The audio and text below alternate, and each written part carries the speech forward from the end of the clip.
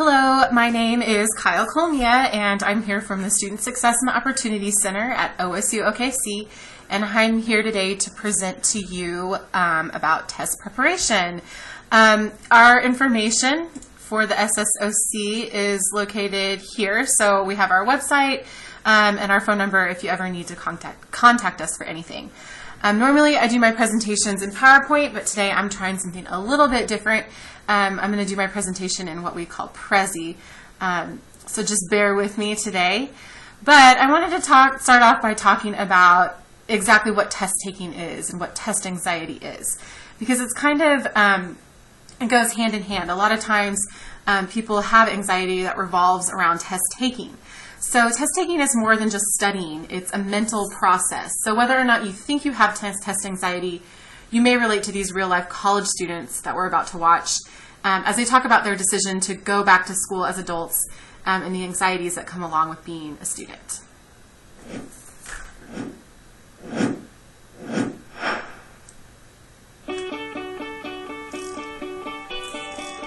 Straight out of high school, I went to college for a year.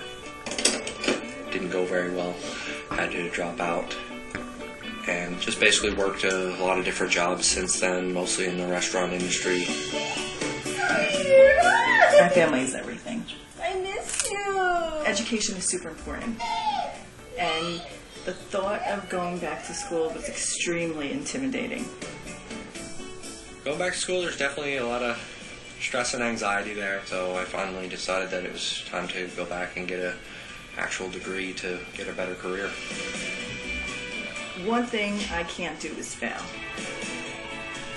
I don't know how to accept failure, so school was one of those things that I always avoided because I thought I would fail. Today, people generally believe that the mind and body are one and the same, and that one affects the other, and they sort of act as a whole. Test anxiety is anxiety that becomes associated with preparing for or sitting down to actually take a test. There's sort of cognitive or thinking layers to anxiety, such as, I'm never going to pass this test is too hard, I'm never going to get this material, I've studied all day, I'm still going to fail. So those are things you're saying in your head in response to the stress. When I know a test is coming up, definitely the stress and anxiety levels start to go up. It can be a little paralyzing at times. I really try to really just channel the anxiety into studying. There are times when it seems like I can't get my mind to shut down. Sometimes my mind's telling me, oh, this is the test, you're not going to do well on this one. But I really just start worrying about knowing the material. Anxiety also has physiological signs, things you feel in your body. So my stomach feels a little bit upset, my heart's kind of racing a little bit, or I feel tense, I feel on edge, I'm having trouble calming down. All of those things reflect your body responding to stress. Test anxiety physically affects my stomach, where it's hot and it's an uncomfortable feeling in the pit of my stomach. And I feel a lot of weight on my shoulders. It just tenses my whole body up. There's a ton of things you can do to reduce your possibility of experiencing anxiety. Being aware of what you're saying to yourself, not allowing yourself to be thinking negatively about your performance or your abilities or your future, getting a good night's sleep, eating a healthy diet, getting enough exercise, doing something that's really fun or relaxing or has nothing to do with the exam the next day. I definitely can get to a point where it just seems like everything's built up and I just need to shut down and step away for a little bit and have a little bit of time for yourself to do something that you enjoy. One of the easiest ways for me to get my mind cleared up is to go over to my shop and just start wrenching on my bike. Get something done, something that requires my focus and attention.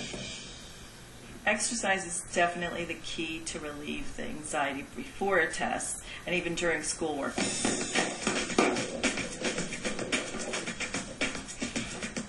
You exercise beforehand, which alleviates the tension in your shoulders, the back pressure, headaches, and then your mind isn't focused on the pain anymore, and you're able to focus more on the test.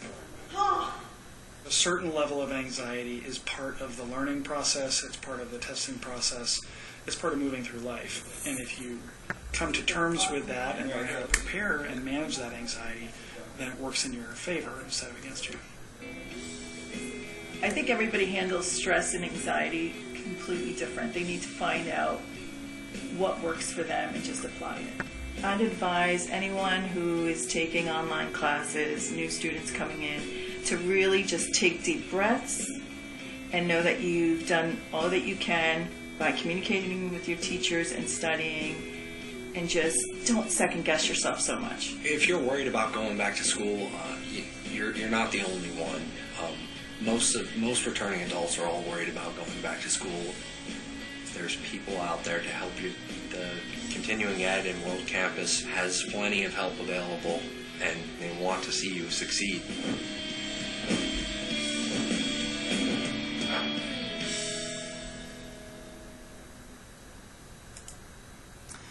All right, so diving into how to actually study for tests. Again, some of you might relate to those students in the video, but there's ways to alleviate your anxiety that revolves around test taking. It could be exercising or getting your mind cleared, but also there's ways to make sure that you're prepared. So I always stress using your tools. And by using your tools, I mean using your notes, your textbook, and your handout or your syllabus from class, because those are going to give you all the information you need to know for the exams. So for note taking, I always stress the 3R method: record, reduce, review. So beginning with record, you're always going to want to record your notes in class. Each time there's a lecture or a video or anything that you might need to know. But always remember to include a heading with the date, the class subject, and topic. Capture the main ideas. Don't necessarily write everything down that the teacher says, but maybe write it down in your own words. That way you process the information better. You can also use pictures or graphs or whatever it takes to get down the information quickly.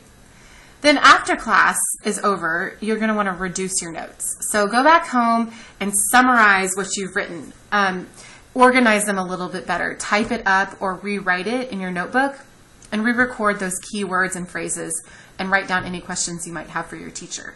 Also link information from your notes to your textbook or other websites that help you understand the material better that you didn't really grasp in class.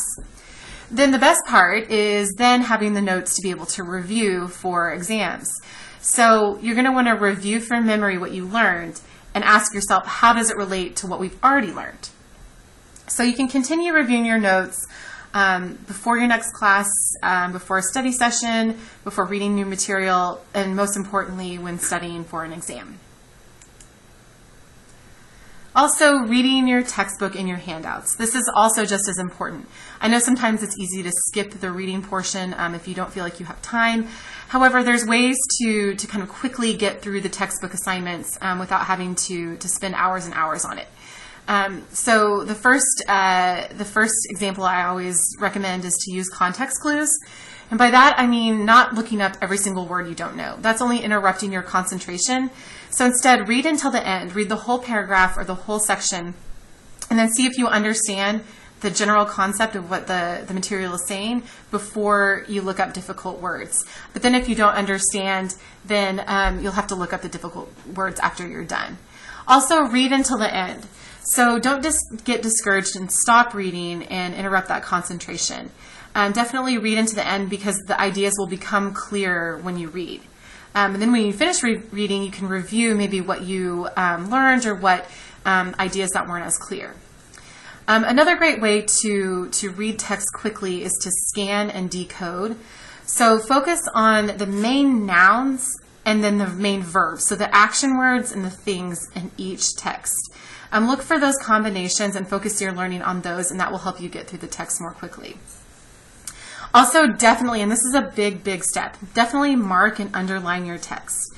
Okay, so before you start reading, make sure you have a highlighter, a pen, and a pad of paper. Use your highlighter to highlight main ideas and subjects or unfamiliar vocabulary. Then use your pen to jot down questions or summaries or phrases that you think are important from the text. Then you've taken notes basically on what you've read, so you can review your notes and your markings and go back and reread sections you don't understand or compare them to your notes from class. So by using these two tools, those are a great way to study for a test. Now, when you're actually studying beyond your note-taking and your reading, you want to make sure that you're thinking of studying as a two-way street. You want to make sure you're switching it up. And by a two-way street, I mean that you're going to have a prep strategy and a review strategy that goes along with your studying. And again, I'm going to give you a list of these study strategies, but switch it up. It's important to mix up your studying because scientifically it's supported as something that boosts your attention. And you can read this quote here that supports that. But again, a two-way street. So you're going to have a prep strategy, which could be the following. So making flashcards, doing a study guide, marking your text, writing out essay answers, creating concept maps. And then on the other hand, you're going to have to review the things that you prepped for. So if you made flashcards, make sure that you're reciting the flashcards out loud from memory or doing them in your head from memory. If you took notes from your book or if you took notes from class, then recite those notes out loud and from memory, or take notes again on the remarked text. Also, just if you're going to study your essay answers, make sure you're writing them out. It's all about reviewing the things that you've prepped for. And we can look at these as a whole. But again, I always stress the idea of having a prep strategy and a review strategy, and then also making sure that when you're studying, you're utilizing at least 2 to 3 of these prep and review strategies, so that you're switching up your studying. Okay, now we're here for procrastination intervention. I'm sure none of you suffer from procrastination, but if you happen to, while you're watching this video, it's a good thing because we have a short video to help you understand procrastination and what we call present bias. Let's face it, you're likely watching this video in an effort to avoid some other task. You're procrastinating to learn how to stop procrastinating. But the clock is ticking, so why can't you seem to stop? Though the psychological causes are still debated, there's a human tendency to over or underestimate the value of a reward based on its temporal proximity. This is often referred to as temporal discounting. For example, if I offered you $100 today or $110 in a month, most would take the 100 and run. But what if, instead, I offered you $100 in a year or $110 in a year and 1 month? Suddenly you might say to yourself, if I can wait a year, I can wait the extra month. But the time and value difference are the exact same in each example. It turns out that human motivation is highly influenced by how imminent the reward is perceived to be, meaning the further away the reward is, the more you discount its value. This is often referred to as present bias or hyperbolic discounting. So being on Facebook, Reddit, Twitter, or YouTube is more rewarding than a perfect score on your test, until temporal proximity increases the value of a good mark on your test, and you cram all night. On top of this, every time something enjoyable happens, you get a dose of dopamine, which modifies the neurons in your brain, making you more likely to repeat the behavior. The problem is, video games or browsing the internet provide many small, quick, and continuous rewards, unlike your term essay, which is a one-time future reward. So how do you overcome the intrinsic urge to put off so many tasks? Unfortunately, there isn't just one solution, but try rewarding yourself in intervals with a snack, the internet, or other enjoyable activities. The Pomodoro technique makes use of a timer. Work for 25 minutes straight, and when you're done this, give yourself the reward in a 5-minute break. Then start the working clock again. Gradually increasing the amount of work time you put in will improve your high-level executive functioning. Acknowledge your procrastination. Your future self will procrastinate. It's been shown that creating a self-imposed, costly deadline is an effective way to manage your working habits, with externally imposed deadlines being even more effective. Also, try and enjoy the process of achieving something. Instead of thinking, only 20 more minutes of torture, try thinking, I'm doing something great, or I enjoy being productive. To the same token, make a list of the reasons you want to complete the goal. Reinforcing that you want to do it minimizes indecision. Oftentimes, procrastination is a symptom, not a cause, and the power of being properly motivated can take you far. Finally, if you can, remove the temptations. Turn off the internet, uninstall your favorite game, or work somewhere else. Putting obstacles in the way of your procrastination tools can be a great trick to keep you on track. Got a burning question you want answered? Ask it in the comments or on Facebook and Twitter, and subscribe for more weekly science videos.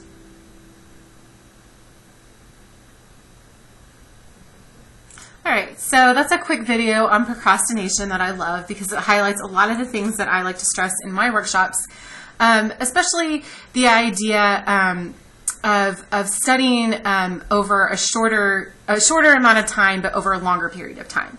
So I like to think of it as less is more, and let me explain that a little bit more in depth.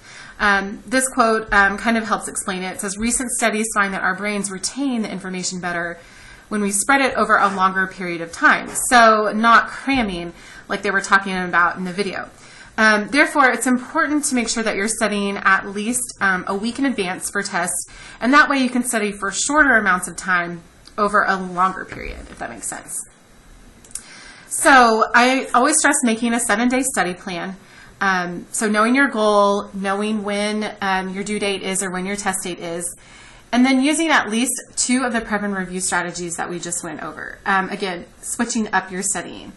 But also not exceeding, I would say, 2 to 3 hours per subject a day. Again, it's not about cramming. It's not about studying for endless hours for one subject. It's about spreading those hours out over a week or 2 before the exam. And then also talking to your professors and advisors and your tutors about your goals, because they'll always be there to help you if you have any help or have any questions. Again, making sure that you're spreading your learning out over a longer period of time is really beneficial when you're studying and prepping for a test. And finally, just breathe. Like they mentioned in the video at the beginning of this workshop, it's important to clear your mind before an exam so that you're not so stressed or anxious. So definitely exercise. Get out and take a quick 20-minute walk or run. Just get those endorphins flowing and get those blood cells flowing. Drink water. I had a professor in college tell me that water actually reduces anxiety. So instead of grabbing that coffee, maybe grab a glass of water and you'll feel less anxious in about 20 minutes. Eat well, definitely fruits and veggies, whole foods. Those are proven to reduce stress and anxiety. And then getting, I would say, at least 5 hours of sleep, if more, if you can, but making sure that you're sleeping enough and you're not sleep deprived. And then breathing. So taking relaxing, deep, slow breaths to kind of calm you down before your tests. And also just know that it's going to be okay. Know that you prepped as best as you could for the exam and that you're going to do your best. That's all I have for you today for test prep. For more information, you can always go to our website that's listed here at www.osukokc.edu/OSU/SSOC. And again, my name is Kyle, and I'm from the Student Success and Opportunity Center at OSU OKC. Thanks.